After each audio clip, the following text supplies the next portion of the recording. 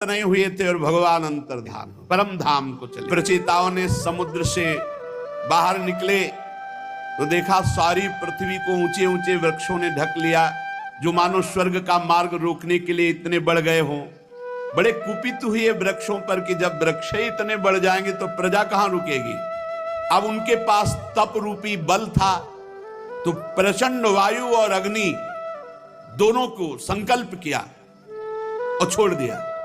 तपस्या में बड़ी सामर्थ्य होती है। प्रचंड वायु और अग्नि के प्रभाव से बड़े बड़े वृक्ष भस्म होने लगे। तो ब्रह्मा जी आ गए और कहा, प्राचीन वर्ग के पुत्रों, शांत हो जाओ, शांत हो जाओ।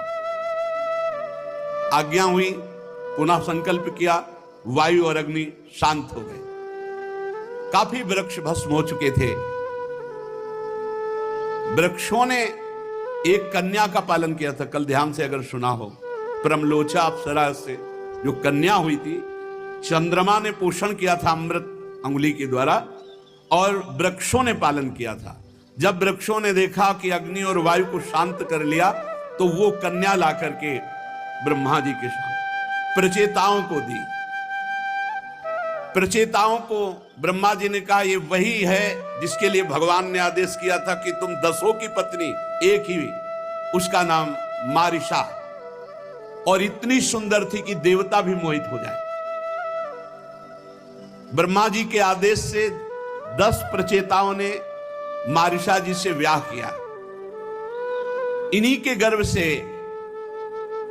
ब्रह्मा जी के पुत्र दक्ष ने श्री महादेव जी की अवज्ञा के कारण अपना पुरुष शरीर त्याग कर जन्म लिया। इन्हीं दक्ष ने चाक्षुष मनवंतर आने पर कालक्रम से पूर्व सर्ग नष्ट हो गया, भगवान की प्रेरणा से नवीन प्रजा उत्पन्न की। प्रचेताओं की आज्ञा से, आपको ध्यान होगा जब बकरे का सर लगाया गया था, यज्ञ पूरा होने के बाद दक्ष जी ने घृणा हुई उस शरीर को त्याग दिया। तो इन्हीं प्रचेता और मारिशा के गर्भ से पुनः उनका जन्म हुआ। ये बड़े तेजस्वी जन्म से और बड़े कुशल थे, इसीलिए इनका नाम दक्ष हुआ।